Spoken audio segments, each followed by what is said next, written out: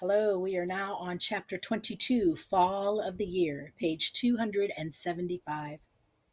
Wind's in the north, Father said at breakfast, and clouds coming up. We better get the beech nuts in before it snows. The beech trees grew in the timber lot, 2 miles away by the road, but only half a mile across the fields.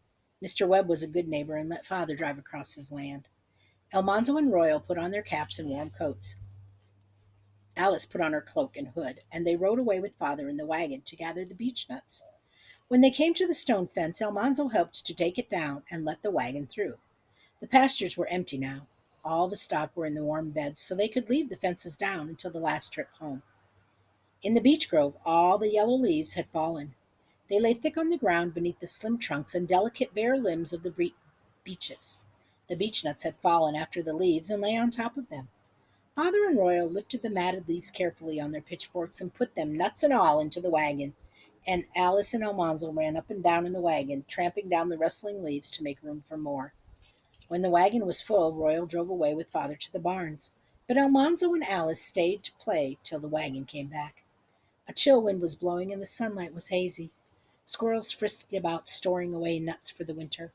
High in the sky, the wild ducks were honking, hurrying south. It was a wonderful day for playing wild Indian, all among the trees. When Almanzo was tired of playing Indian, he and Alice sat on a log and cracked beech nuts with their teeth. Beech nuts are three-cornered and shiny brown and small, but every shell is solidly full of meat. They are so good that nobody ever has enough of them. At least Almanzo never got tired of eating them before the wagon came back again. Then he and Alice tamped down the leaves again while the busy pitchforks made the patch of bare ground larger and larger. It took almost all day to gather all the beech nuts. In the cold twilight, Almanzo helped to load up the stone fences behind the last load. All the beech nuts and their leaves made a big pile on the south barn floor beside the fanning mill. That night, Father said they'd seen the last of the Indian summer. It will snow tonight, he said. Sure enough, when Almanzo woke the next morning, the light had a snowy look, and from the window he saw the ground and the barn roof white with snow.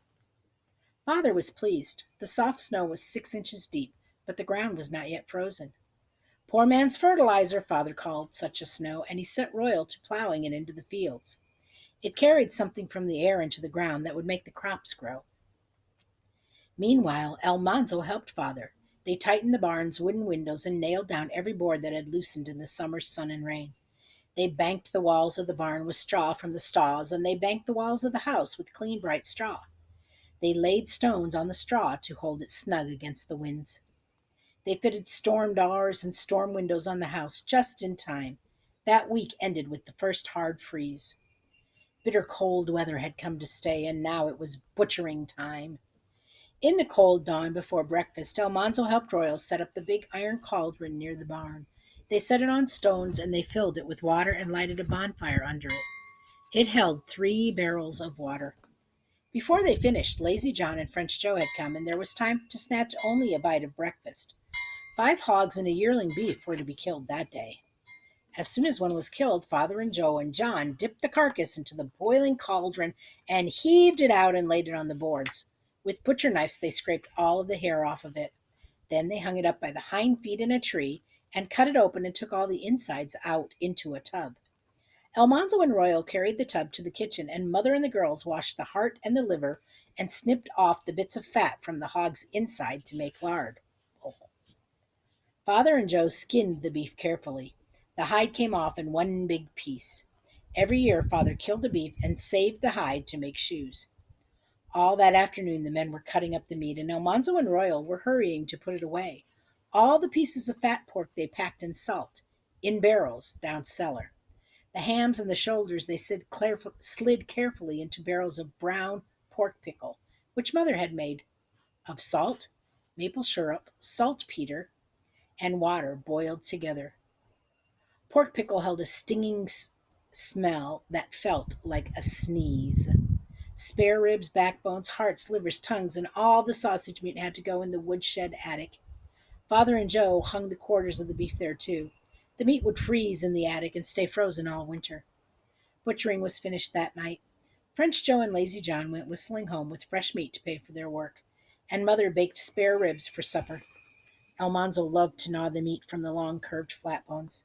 He liked the brown pork gravy, too, on the creamy mashed potatoes. All the next week, Mother and the girls were hard at work, and Mother kept Almanzo in the kitchen to help. They cut up the pork fat and they boiled it in big kettles on the stove.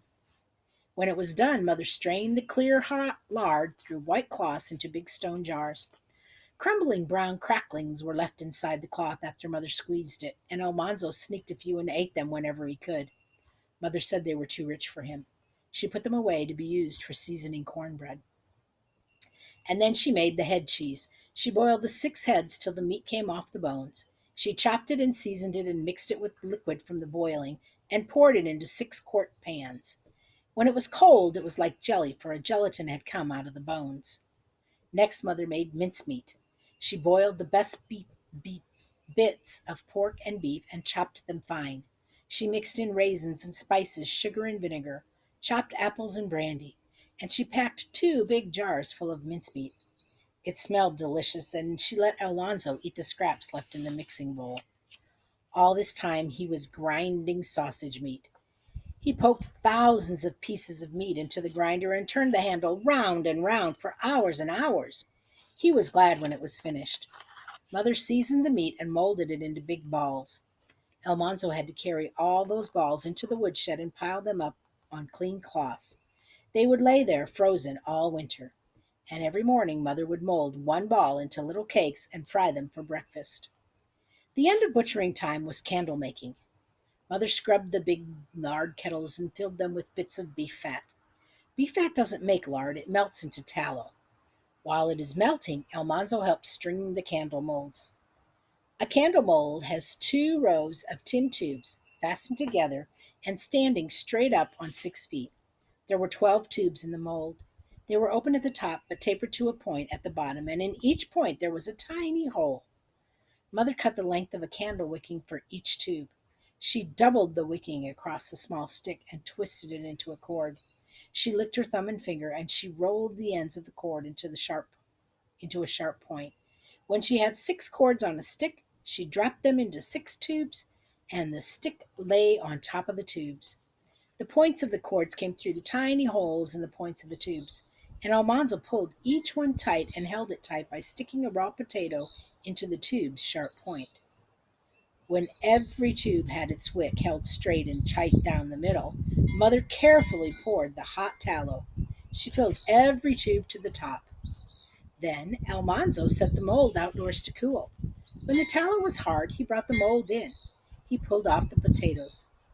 Mother dipped the whole mold quickly into the boiling water and lifted the sticks.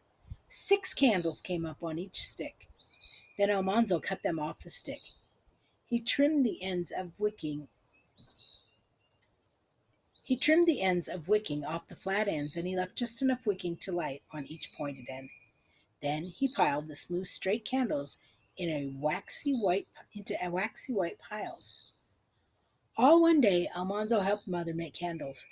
That night they had made enough candles to last till butchering time next year. That is the end of chapter